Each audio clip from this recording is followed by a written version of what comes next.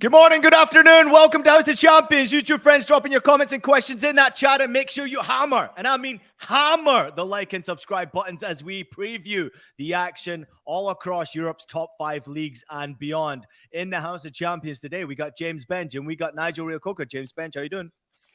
I'm good. Can't wait for the weekend. Should be a big one. Lots and lots of football to go and see. Yeah, some great games to go see, great games to commentate on, great games to analyze, great games for Nigel to sit, have a cigar, a little glass of something, and enjoy. Nigel, how you doing, buddy? I'm good, thank you, mate. Very good. Always a pleasure to be with you guys. It is a pleasure, mate. It is. House of Champions is just something I enjoy doing every single day. I think we all kind of enjoy it, right? It's something where we get an opportunity to have a platform to share, obviously, our analysts, our words, our ideas, whatever it is about the beautiful game. And also allow people to jump in and join in the conversation. So if you're out there and you're enjoying the show, let us know who you support. Let us know which game you're looking forward to watching. Let us know your thoughts and feelings about what the guys are about to say. It's a short show today. We're previewing what's happening this weekend, and we're going to actually begin in Italy. Serie A, by the way, you can watch it on Paramount Plus. Oh, yes. Great team there. Obviously getting you set for every game's pre-game, post-game, halftime shows all across the board. Paramount Plus has you covered. Make sure you jump in. It is, Nigel, the Milan derby, Inter against AC Milan. Now, I have no idea what to expect. And as I just mentioned there, you can watch it on Paramount Plus. But what can we expect from this game, Nigel? This is a game where Inter are in somewhat decent form, but not great. AC Milan are in shocking form right now. Probably not a good time to have a derby, right? It's one of those ones, Ian, that we talk about it a lot. And James knows it as well. We say that when it comes to a derby, anything can happen. You got to forget current form, forget current results, because it's a derby. And what makes derby so special is both sets of fan bases. But it's so hard to say that I can see AC Milan all of a sudden turning it around, because from what I've seen them recently in their performances, they've been absolutely dreadful. Yes, Inter have been a little bit inconsistent as well, but I don't know why. But personally for me, Ian, I can see Inter Milan getting the win. Yes, it's a derby. Forget other result. But for me now, it seems like the wheels are completely coming off at AC Milan. Defensively, they were shocking. Collectively, they just don't look like a team at the moment. There's too many bad body language that I'm seeing in how they are actually performing in these games. And I just feel that this one, for me, again, I think this could be an Inter Milan win. Yeah, I think Nigel really hits the nail on the head in terms of the atmosphere at AC Milan. And look, we should say that, all parties have come out and denied the story that Rafael Leao's contract talks are at an impasse. But look, these stories don't, even in the Italian press, these stories don't emerge entirely from nowhere. And, a denial is one thing, but how is it even getting there? How is he not signed? Well, things aren't going great right now. They are battling to stay alive in the Champions League. And I'm sure a player like Leao will be thinking, if they don't get in the Champions League, I'm off. Inter's defense looks pretty solid, and they're not scoring a huge number of goals. I think was it one against Atalanta from Matteo Darmian. But you still have Lukaku and you still have Lautaro Martinez. They're good options to have against a Milan defense that is just entirely at sea. Doesn't look convincing in open play. Doesn't look convincing off set pieces.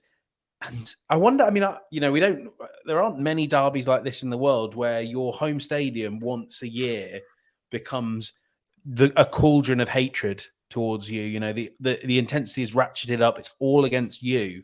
That's what Milan have to deal with. And only really a few kind of players will know what that's like, but I can't imagine it's easy at all. No, not at all. But obviously something to look forward to, because in derby games, sometimes you can sort of kickstart your season once again. You can bring some confidence in. But these teams only just met recently in Riyadh, if I'm not mistaken. It was in the Supercoppa where Inter Milan made easy work of AC Milan in that game. I want to just read out a few stats here for you, Nigel, because to touch upon what you were mentioning about how body language is poor, defensively they're poor. They're also not scoring many goals either, Milan. They have won one game in January. That was January 4th against Salernitana. And if you go back, obviously, before the World Cup, they were actually in decent form ahead of the World Cup. They were playing well. They were looking consistent. They were hard to score goals against. And then all of a sudden, out of 2023, they found it very, very difficult. So what has changed at Milan from what you have seen? I know we're not Italian soccer experts. You can catch that on P+. But of course, we do love the beautiful game. And we also know the game intensely. So something's not right there. Something's definitely not right. And I think for me, it's collectively. That's what I see. And it's collectively all of a sudden now. They're starting to seem a lot more like individuals than a team that's together. And that's the thing, because you look at some of the performances. I think the one I'm talking about the most for me, which was very shocking, was AC Milan at Lazio. Lazio absolutely battered them. Passes were going astray. And I'm not picking on him. Sergio Dest played, and obviously they've already said that they're not going to keep him there. So there's going to be questions over his future. But defensively, they looked at sixes and sevens. And in that same game, I believe Tomori got injured as well. So he's out, and he's been one of their best players up to obviously the restart from the World Cup. And defensively, like you said, Ian, you pointed out, great point. Defensively, they're shambolic. At least Inter Milan are solid defensively. And yes, they're not scoring free-flowing goals, but they've got players who are capable of. This is a perfect game for Lukaku, like James pointed out. I just feel that there is some stuff going on back there. I think Rafael Leao is one of the young talents of European football. Maybe his head has been turned, obviously playing the Champions League and, playing against Chelsea. Who knows what other clubs might be interested for him. I wouldn't even be surprised if a club like Liverpool came in for him somehow, some way as well. So there's definitely things going on there with him. And like James said, for contract talks to come out in the Italian press like that, there is something there. So I think now, for me personally, I just see a lot of individual selfishness in the players at AC Milan right now as to why their current form has been poor. Well, as you can see by the standings there, Napoli clearly running away with it, but also watch this space because you never know what can happen with the financial question marks and the point deductions in Italian football. Anything could happen in this table. It might not finish this way. It is a derby game. It is something very much to look forward to. James, can I get a prediction from you? It's because it's a derby game and you have to lob that form book out the window. I think because it all seems completely random, and reading around this and reading what Milan fans say, they feel like there's just no explanation and that like something's just switched in their heads. So despite everything we've said, I think maybe this might be one of those back to basic games that Milan have that kind of gets them surging back to where they are. So I'm going to say like a gritty, unpleasant to watch 1-1 draw. Nigel. I'm going to go for a gritty, intense derby. I'm going to go for Inter Milan 2-0 win. I'm going for AC Milan to win this game. I have no idea what the scoreline is. I'm not sure how it's going to happen, but I'm going for AC Milan to win this game. Just a reminder to everybody out there, you can stream every single match from Italy's top soccer league live only on Paramount Plus. Try 1 month free with the promo code Serie A. Our Serie A team are absolutely fantastic. You've got Poppy Miller sort of running the show there. Grella, of course, doing a great job, obviously, with the analyzing. Matteo Benetti and Dre Cordero doing an awesome job on the commentary booth as well. And Marco jumping in alongside Aaron doing a really great job covering the Italian football. And I think this is the best it's been ever covered in the United States ever before. So they're doing a cracking job. Make sure you follow along. And if you want to get 1 month free, use the promo code Serie A. Let's move on. We are rattling through it today. League PSG against Toulouse is on Saturday. It's a cracking game to look forward to. Although I will say this, James, not good news for PSG with Mbappe's injury. We have no idea exactly how serious it is, but it looks like he is going to miss. Okay, well, we do know how serious it is, but it does certainly look like he's going to miss that first game. You take it. Just take the microphone. Yeah, shut up, Ian. Just shut up. Yeah, I mean, in all defense to Ian, it has only just been announced, but PSG have confirmed Kylian Mbappe's out for 3 weeks. That rules him out of the first leg, which is against Bayern Munich on February the 14th. So he is out of that. Neymar's not in the greatest form. I think Sergio Ramos is a doubt as well. So every cloud has a silver lining. At least they might be able to play some better defenders. So James, Bayern win, right? And then obviously the signing of Cancelo has just been another huge boost. Look at Ian's face. There's something not quite right at Bayern. Bayern are a super team, and this is going to be the start of their flying towards the title outright. Yeah, something's very right at Bayern Munich.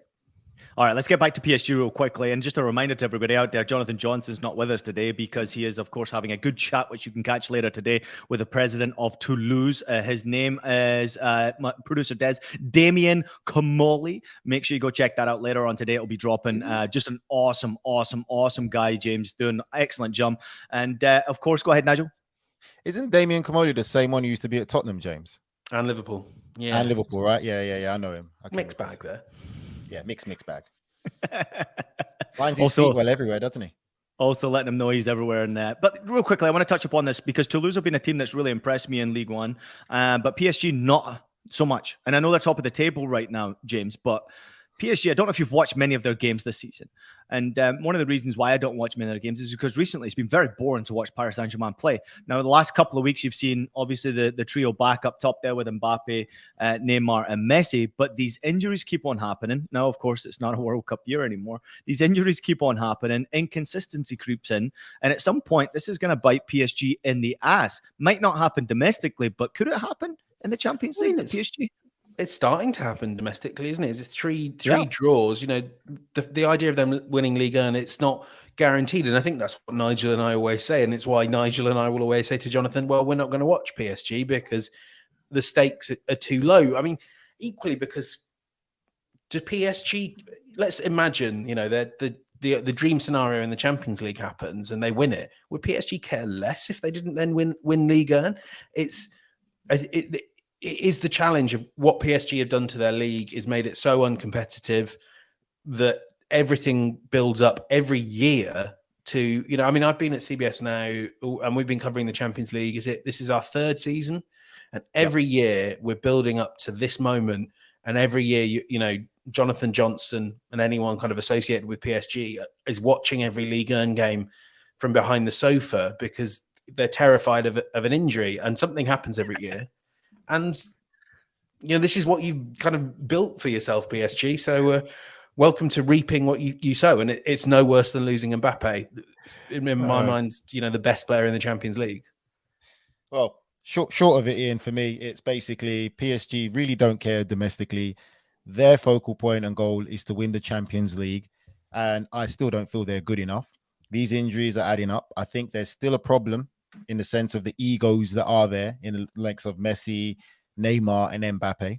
Neymar went there to be by himself and become his own star. Didn't quite work out.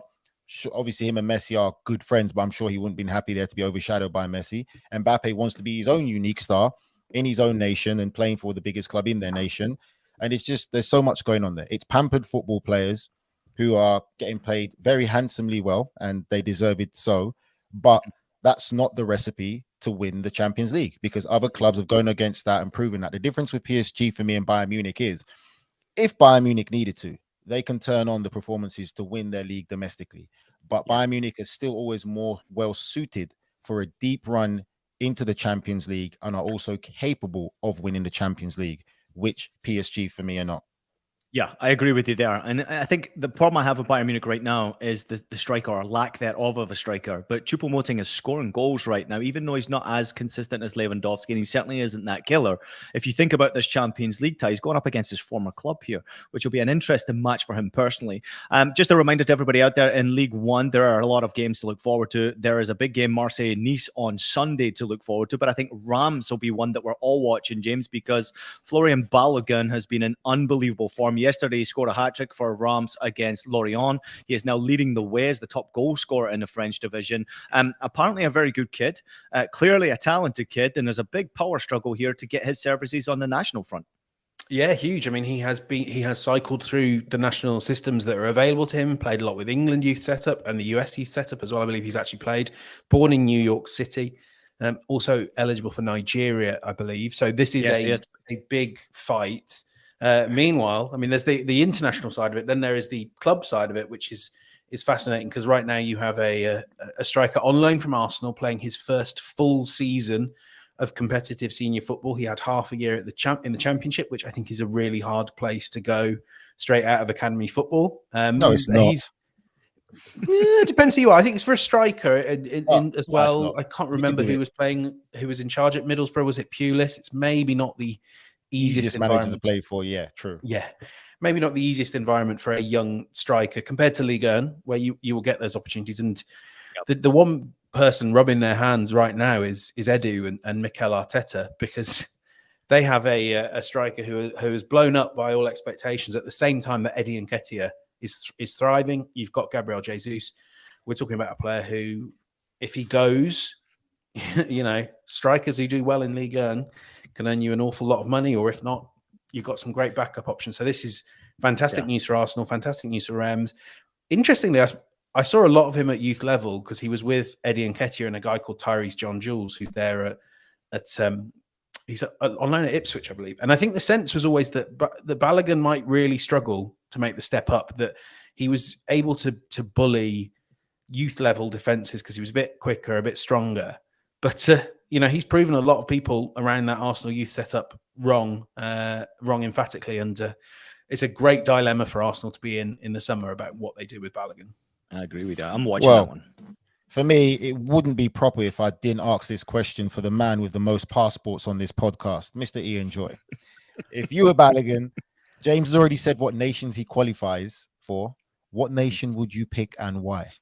See, I'm a little bit different. You asked this question to someone who is an unusual person in this subject.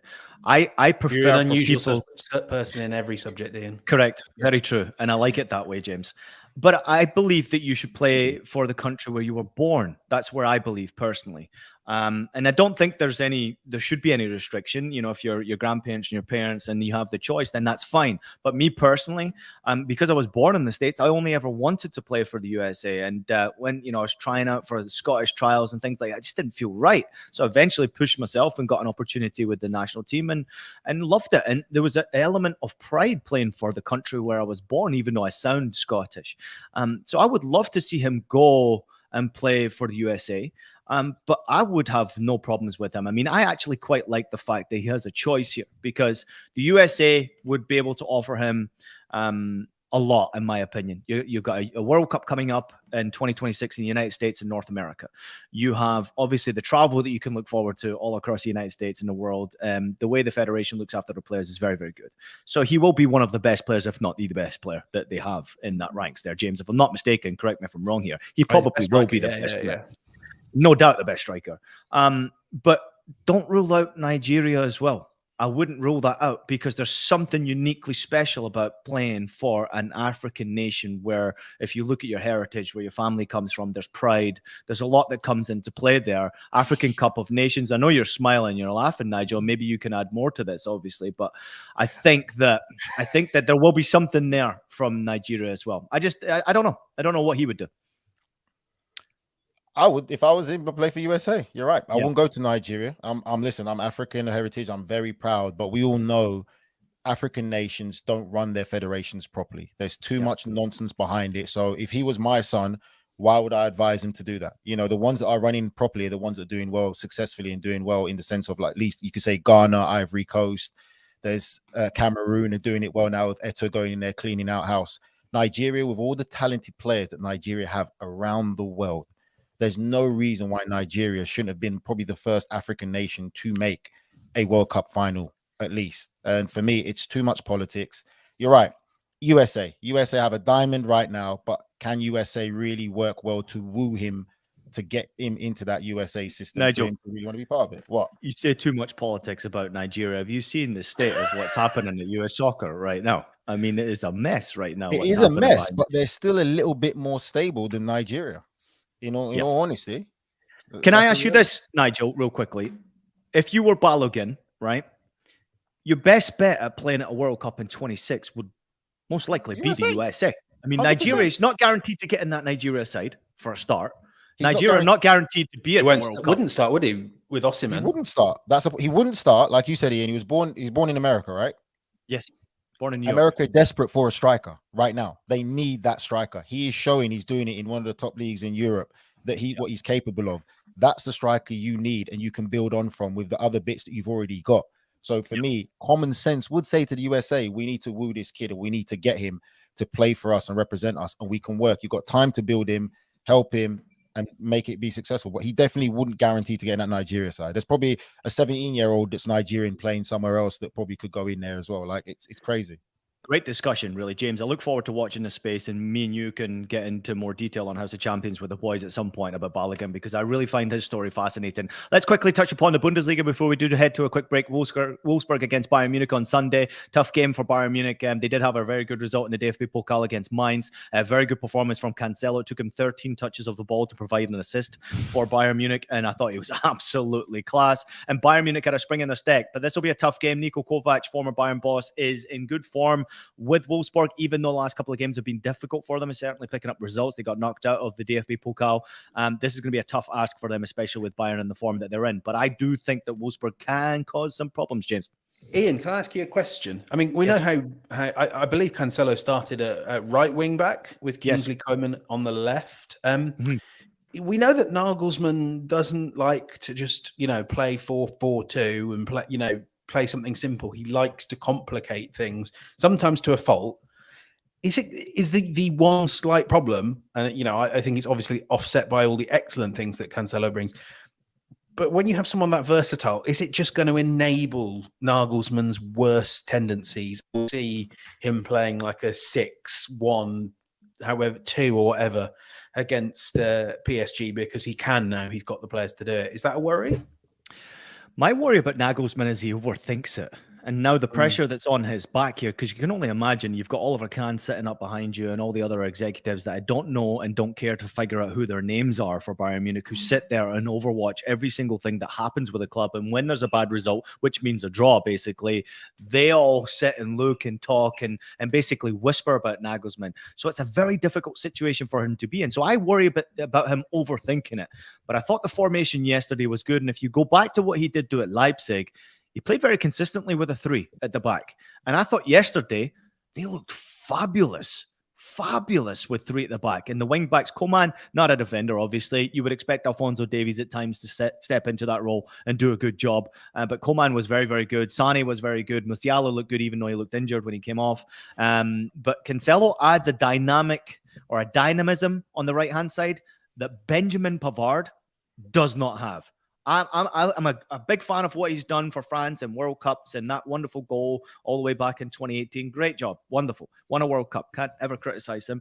And he's been okay for Bayern, but nothing more. Cancelo is on another level. And you can see that Pep Guardiola, Nigel, you can correct me if I'm wrong here, Pep Guardiola is all over the way Cancelo plays. He is such a confident player. He gets after people. His final product in the opposition half is sensational. And Bayern Munich have been lacking that. So I think he brings a breath of fresh air. Nigel?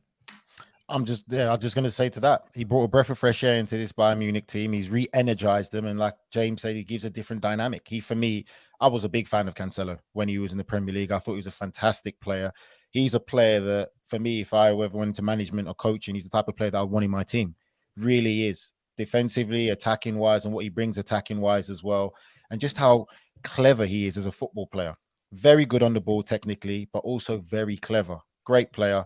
And I think for me, that really has put the favor for Bayern Munich, especially as we talked about earlier in this Champions League tie versus Paris Saint-Germain. I think it's heavily favored Bayern Munich with his signing. Yeah. I think we still have that concern about the striker position, but at the same time, James, you think they're prime set up for waiting for the right player to get at the right time. I guess Bayern Munich would be the case, right? They need a striker. There's no doubt they need a striker. Yes, 100%. But like you said, why just get one now unless a striker equivalent of Cancelo becomes available? Why get one now rather than just wait when you can have your pick? I mean, we all think Harry Kane's perfect for Bayern if that's a deal they can do. But there'll be loads of good strikers on the market in the summer. Wait till then. Kolo Muani scored recently. Oh yeah, that's a good one. I hadn't thought of Kolo Muani. Osimhen's probably too expensive for Bayern. I can't see him spending that type of money.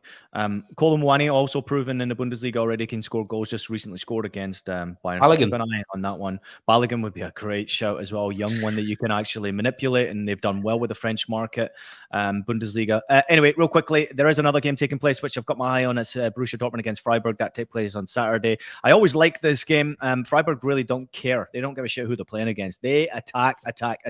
They've sort of lost their way in the Bundesliga since the return of the league, but watch out for them because they will go forward. They will try to attack this Borussia Dortmund side, who are absolutely woeful defensively. And I say it. So if you're looking for Freiburg to get a goal, I can almost guarantee it.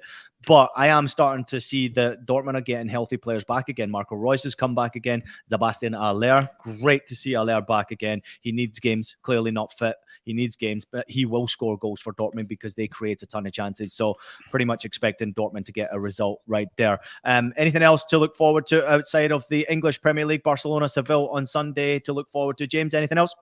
The English Premier League. Can we talk about that? All right. Let's get to break then. All right, we're going to take a quick break. More to come from the boys. We'll discuss the Premier League when we return. House of Champions. We'll be right back. The UEFA Champions League knockout phase. Europe's yearly do-or-die battle royale, where winning is all that matters. The knockout rounds begin February 14th and 15th. Stream every match live exclusively on Paramount Plus. Roman. All right. Roman. Just a reminder to everybody out there, stay up to date with every story and every heart-pounding moment from the world of elite soccer with the Golazzo Starting 11 newsletter from CBS Sports. It's your ultimate guide to the beautiful game, taking you beyond the pitch and around the globe with expert analysis of everything you need to know in the world of soccer. Sign up today for free at cbssports.com/Golazzo. Once again, it's the Golazzo Starting 11 newsletter, and you can sign up for free at cbssports.com/Golazzo. Welcome back to House of Champions, or should I call it Roman's House of Champions? Nigel Reo-Coker and there's James Benge. Let's get into the Premier League. Boys, if it's okay, I want to start with Spurs against Manchester City, because obviously there was news coming out yesterday, James, that Conte won't be there. It's unfortunate. It looks like he's going through surgery.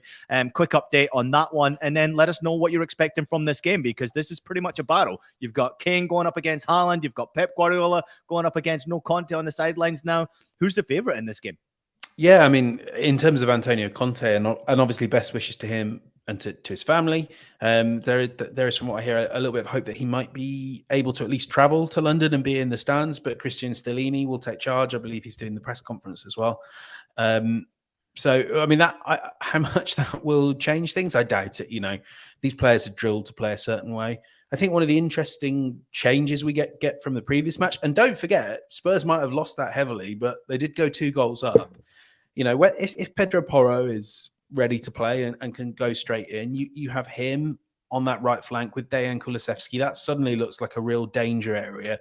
And we're setting that against, and I know we keep coming back to Cancelo, we're setting that against Nathan Ake, who has been wonderful, but is still a centre-back masquerading as a full-back. And then on the opposite flank, you know, whether it's the Danjuma, whether it's Son, with Perisic as well in support, going up against Rico Lewis, who I thought against Arsenal in the FA Cup, we saw for the first time how you expose him, that he's still learning, that when you make those Cancelo, he drifts into midfield, you've got to be ready to come back and defend, and players are right back the second that they win the ball back. So that's maybe how Spurs do the damage and look to do that damage on the counter-attack.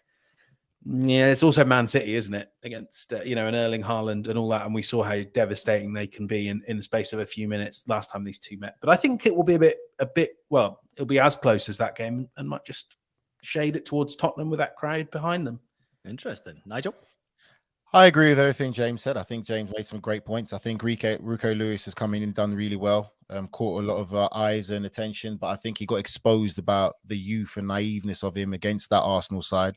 And I think Spurs will use that as a blueprint, especially a manager like Antonio Conte, who we know is very tactical when it comes to it. I think it will be tight, like James said, but I see City getting the job done. That's the only difference, I would say. How do they get that job done, though? I mean, how are you expecting them to approach this game? Obviously, when you're under a bit of pressure now, because we know the Champions League is right around the corner, but the Premier League title is slipping away from Manchester City's hands. Have they sort of given up hope here, or are they battling? And these are the games you've got to win to battle back into it. So how did they get it done? I mean, for me, Ian, if I'm honest, like I would always stick to my view on it. And I think that Manchester City would rather lose the Premier League title race and win the Champions League. The Champions League still, for me, is their focal point and it's their priority. That's what they need. That's what they're missing. And I just feel that, yes, it's a big Premier League game. But again, Man City fans will probably be on their high horse of, oh, well, we gave you Arteta. Arteta came through learning at us at Manchester City. So even a little smirk there.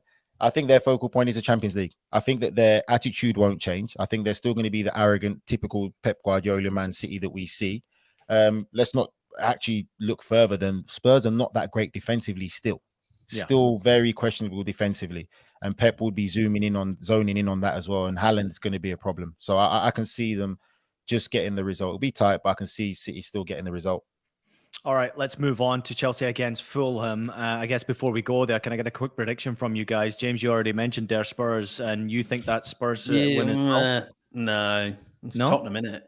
2-1 to City. 2-1 City? 2-1 City as well.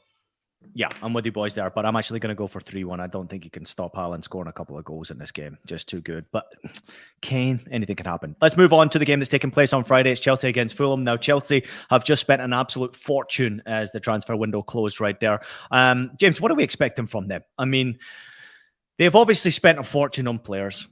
We've got a question mark, and you certainly have a question mark as to who would even start in that midfield position for Chelsea Football Club. And if you're in the chat, please let us know who you'd like to see in Chelsea's midfield on Friday night. What are we expecting from them against the Fulham side that are actually having a good season, not in great form last couple of games, but actually having a very good season and can score goals against you? Yeah, I mean, and you say not in great form, but they played Newcastle and they played Tottenham. And I think I didn't see the Newcastle game, but the Spurs game, they were unlucky to not get something from it. You know, they're a hard, disciplined team. They fight so hard in midfield. João Paulinho has made about 20 tackles more than anyone else. That's not me exaggerating for effect. I actually think that's correct, that he's made about 20 tackles more than anyone else. You know, they are tough and rough, and this isn't the great West London rivalry. You know, Fulham hate QPR, and Chelsea don't really care about either of them. What's up, Roman? Roman's joining us. He wants the Chelsea analysis. But I mean, you know, obviously, if you sign Enzo Fernandez to an 8.5-year contract, you're not necessarily worried about how he plays in his first West London derby. But equally, with Jorginho having gone, with Kante and Zakaria being unavailable, you do have to like put together a midfield to play in this game. So they'll be hoping Mateo Kovacic is back and fit after missing the Liverpool game, and you pairing him with Lewis Hall or Conor Gallagher. That to me reads like a midfield that's like 10th in the Premier League, which is where Chelsea are. I mean, Mudryk up front, I'm sure he will add a bit of spark and a bit of verve, but they've just spent, what is it, a quarter of £1 billion or however much it is. And I look at their squad and I go, there's quite a few holes in that. I mean, yeah, I need convincing. I still think, I mean, everything stands and falls on how good the players they've just signed are, and we will find out in the years to come, the 8 years to come. But I think they could really do right now with just starting to pick up some results. I think the Champions League's already gone for them, though. Nigel, real quickly before you jump in here, we got a comment from Rafa. He says, Enzo is going to buckle under that price tag. Vic is jumping in and saying, revenge, that's what you should expect. We will smash them. Don't stress. Enzo will start if the work permit application goes through. Fine. And Kovac is also out. But is he going to be any good, having played, you know, having never played in the Premier League before straight away? Because Chelsea also need to do this straight away. I mean, all the talk about FFP... sorry, I'm turning this into a monologue. But all the talk about FFP, a lot of it presupposes that they qualify for the Champions League. And look, they're not going to win it.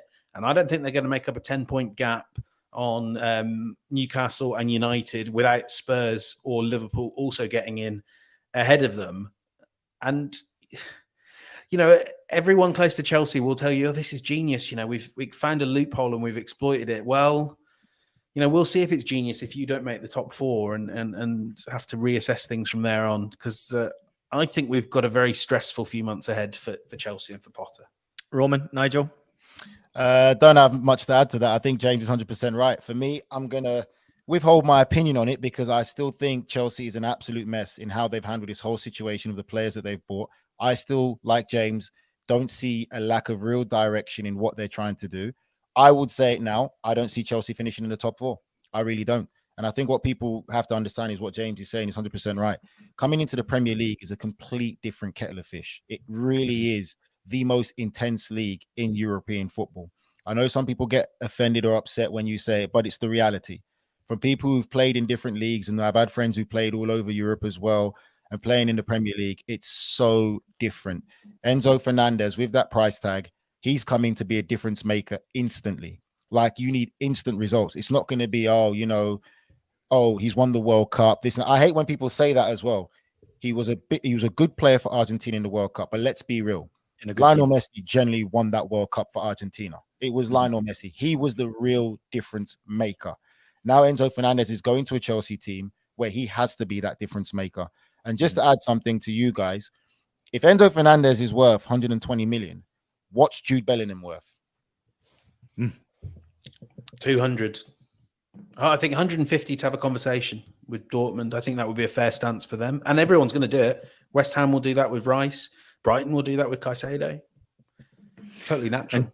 Dortmund are a selling club, and they're not shy of selling players for over 100 million. Obviously Dembele, you can go back to that when we have also discussions about the other players, Aubameyang and others who have been in and out of Borussia Dortmund and sort of used it as a stepping stone. But this is the admiration I have for Jude Bellingham, by the way. It's a great question and a discussion we can save for another show.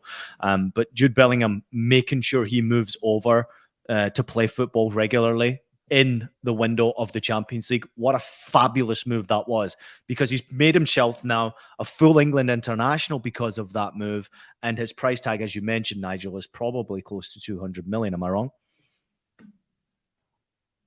I'd have to agree with you. I think that for me, when you look at Jude Bellingham and potential-wise, his age-wise, and what he's doing it in one of the top leagues already in Europe, in Germany. He's done it on the international scene as well. And I think at times you'd have to say, if you wanted to be extra critical, you'd have to say that probably England held him back a bit, where they should have let him go out there and just really be himself and take control of that game. I think it's going to be scary what his price tag is going to be. Yes, and Roman is telling everyone he's left-footed, so he's going to be a problem too when he gets older. Love a lefty. I was a lefty myself. Scott jumping into the comments here and says Chelsea owners know nothing about football. Baseball, yes, but not football. The other kind of ball. We're going to whip through a bunch of other games right here. We're going to start with Wolves against Liverpool. James, just a quick short one on you. No Konate. There's some problems along Liverpool's backline. These teams have met about 45 times in the last 3 weeks. What are you expecting from this game? Just a quick prediction from you and you, Nigel, as well. Yeah, I mean, it's going to be tough for Wolves. I wouldn't, expect them to win this, but equally, you've got to feel confident playing a defensive that has Joe Gomez and Joel Matip. It's nothing like the Van Dijk and Konate pairing. I mean, Matip is obviously a very good defender, and if Joe Gomez can get back to the player he was, everything's fine. But it's a bit of a shame for Liverpool that the season that they're reliving after having so many great years, they're right back into that COVID ball season where they had no fit centre backs and no fit. I suppose it's forward in this case, but with all those injuries, you still have to make Liverpool favourites. But I don't think anyone would be shocked if Wolves nick something from this game. Nigel, I'm going to go for a Wolves win, mate. I'm going to go for a Wolves win. I predicted that Liverpool lose against Brighton in the FA Cup, and I'm just going for a Wolves win. That's all I'm going to say. A couple of other games to touch upon before we get to the Arsenal. Forest against Leeds. It looks like Weston McKennie could potentially make his debut in that game. Who's a favourite in this game? Forest, in my opinion, they're looking better, James. And they could cause problems for Jesse Marsch. And I am worried that Jesse's putting all these Americans in one place and it's going to go horribly wrong. I mean, it's a fair worry to have, isn't it? Equally, Tyler Adams and Weston McKennie know each other, back to front, and stick Brendan Aronson in that team as well. The midfield looks really nice and really solid. But yeah, like you say, I the one I love for Forest is and it's not exactly a revelatory opinion, but going and getting Keylor Navas, one of the best goalkeepers in the world. I mean, those are the people that keep you up, are the strikers at one end, but the goalkeepers at the other as well. And Forest, I'm certain I'll sound like John Terry here when he said Petr Cech would be worth 10 to 15 points, and Petr Cech wasn't, but like Keylor Navas will be worth 3 or 4 points, and 3 or 4 points when things are that bunched up, that's a huge difference. So brilliant pickup, and I think Forest might nick at least a point. Nigel, are you concerned about this with all the Americans going to Leeds? I'm not concerned. Leeds have made the choice. They're the ones who've gone and recruited all these Americans. I think it's a difficult place to play when things are not going well. And as people say, yes, they've been playing well. The performances haven't been too bad, but you're not getting results. It's a results business. And being relegated from the Premier League is big business. So I think it's a big risk, a big gamble. And again, Weston McKennie has to hit the ground running. Like Leeds are under pressure. He's not coming to a Leeds that's sitting in the top 6 or top 5. He's coming to a Leeds that's just floating with that relegation zone there. And the relegation battle is not something easy to come into in the Premier League if you don't have the experience for it. There's going to be a lot of demand. And for me, again, Forest for me have just been, I don't even know how to describe Forest this season and what they've done, the amount of players they've got in through the door and how they're picking up results. I feel, again, there's less pressure on Forest and there's more pressure on Leeds. And I think that's what Forest will play with, less pressure. And I can see them somehow sneaking a win. Nottingham Forest to win 2-1, says Vic. Lopetegui has turned things around at Molineux, says Rafa. Nigel, you always predict that Liverpool will lose, says Ali. And have I ever been wrong, Ali? Let's No. turn our attention to Manchester United against Crystal Palace. And it's not necessarily for the news that's happening on the field, it's for news that's happening off the field, James. It has been reported today that Mason Greenwood, all the charges of attempted rape and assault have been dropped against the Manchester United striker or attacker. The 21-year-old was arrested in January last year amid allegations surrounding images and videos that emerged online.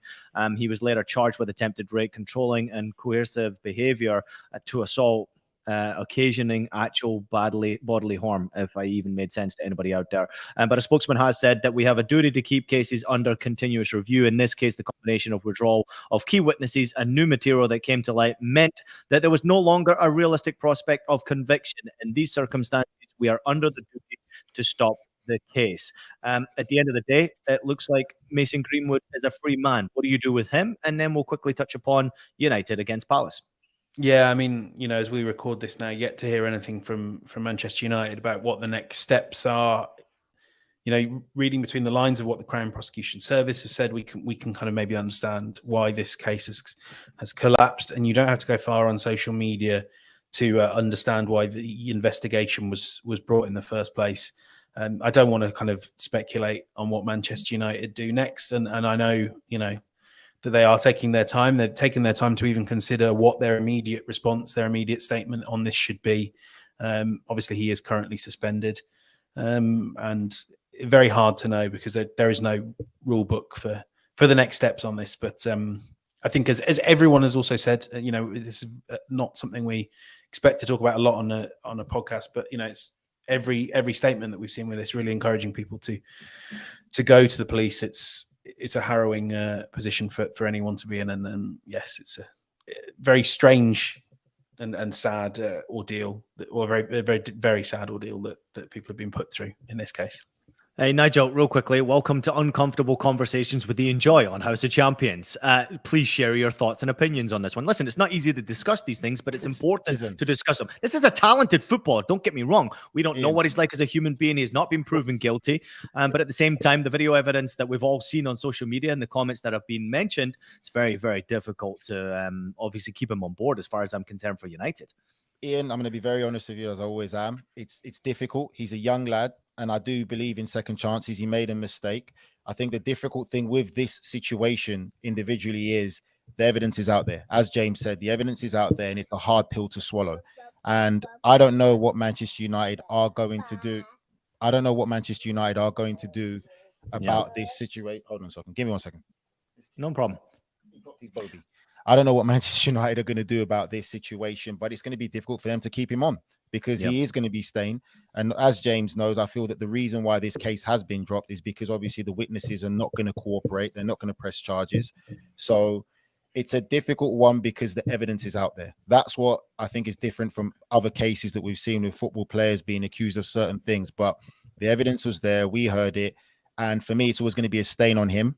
And the difficult thing is if he does come back, he has to be prepared for the abuse that he's going to get in every single ground he goes to. And it's not going to be simple abuse. It's going to be torrid abuse about the person and the character and who he is.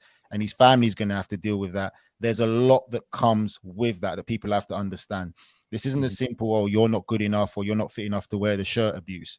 This is going to be accusations of him being a rapist and all types of stuff. And it's going to be very unpleasant. So Manchester United now in a difficult situation of making a decision, whether it's keeping a footballer or keeping someone who's been accused of assault with evidence out there where it's difficult for them to deny that the evidence is out there. It's also something to take into consideration that Ten Hag has finally settled Manchester United, and the distraction is something that I'm sure he certainly won't want around. James, real quickly before we move on from this game, and I'd like to finish on a positive, well said from both of you. Crystal Palace, they're coming up against Manchester United. Palace struggling for results, haven't had a win in 23. What's going on there for Patrick? I mean, they play well, but they maybe feel like a team that's lacking that killer touch. I know that also Palace fans have really been keen to see that midfield strengthened, which they have done. The guy from Stuttgart, whose name you might be able to help me with, Ian, but it's totally gone from my mind.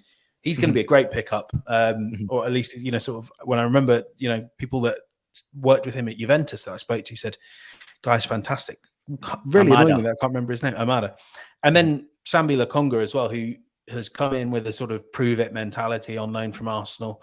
And you know that if anyone knows the standards that are expected of an Arsenal midfielder, it's Patrick Vieira. So they strengthen their midfield. They just need to find players that can score goals. We saw though that they can give United all sorts of difficulties in getting that with Selhurst Park, and I think they'd be a great team if they could find a 15 goal a season man. But yeah, I think it's a bit tough game for United, but they should come through, shouldn't they? Yeah, I agree with you. I think for me, James, it's just that, like you said, they need a striker that can be consistent, and they also lack a bit of that creativity. That creativity is what they're missing as well. Someone who can unlock the doors as well, because there's been too much of a heavily reliance on Zaha, and it still has been the same thing. I think for me, Conor Gallagher made a great difference. You could see the difference he made in midfield, in his energy and what he can bring to that Crystal Palace side. And I think that will be a player that will be great for them, and especially that kind of young team that they've got coming together there. But they definitely need to get someone a bit more creative and to take that burden off Zaha, and a striker that can get at least 10 or 12 games in the Prem. I'm with you, because you can sort of tell that Zaha feels that pressure. He's the one that's essentially got to try and turn their fortunes around. I do like watching Crystal Palace play, and certainly hope they find their consistency. Let's finish off, if it's okay with you, James, Benge, with Arsenal and their early kickoff on Saturday against Everton. You have Dyche obviously in charge of Everton now. It's been an interesting transfer window for them, a very interesting transfer window for the Gunners. But this is not going to be an easy game for Arsenal Football Club. Isn't it's it? Always a difficult place to go play. I really believe that. It's going to be a tough one, especially with Dyche ball now. And I know he's not had much time on the training ground, but I can only imagine they're going to make this a very dirty game.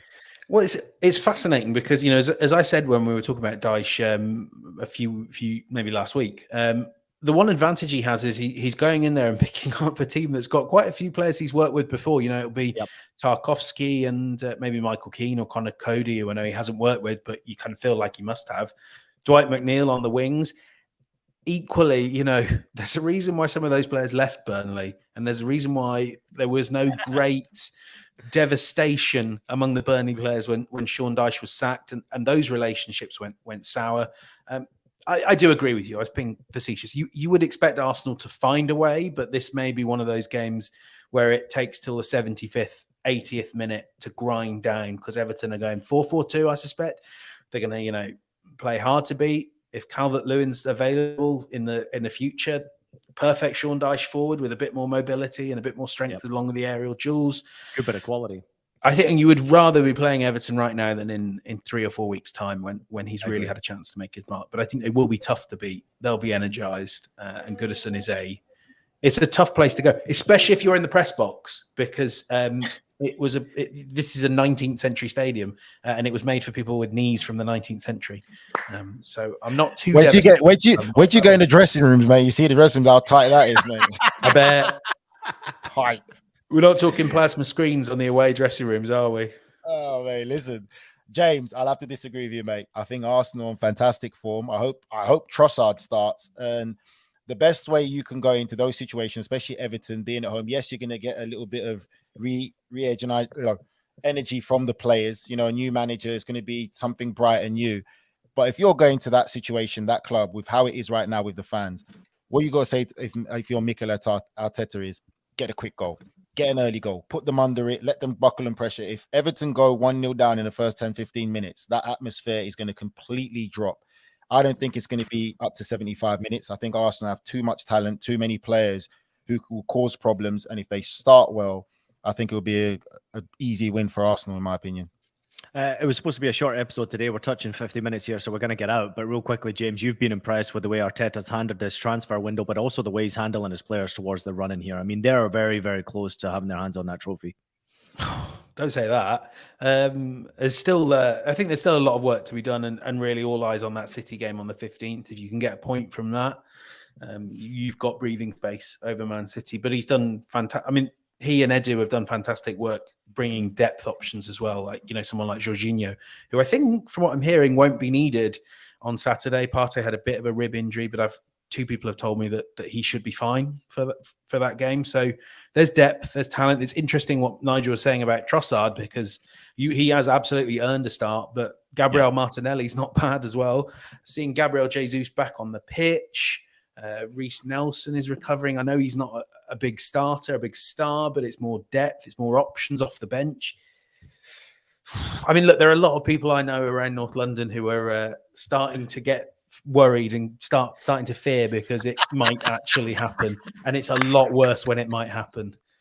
You know, I love it. Everything's breaking their way, so it's quite. I love it. Times. I love asking you these questions, by the way, because I know it's something you just don't want to say right now. Especially, I mean, I have a ton of Arsenal fans out there who are feeling and thinking exactly the same. But for you working so closely around the club and obviously being in the London area, I mean, there's so many clubs around there, but everyone is talking about Arsenal and what they're doing right now. So it's kind of a crazy situation. Boys, we're gonna have to leave it there because we are hitting the 50-minute mark here. Producer Des is kicking us out. Nigel, anything from you before we go?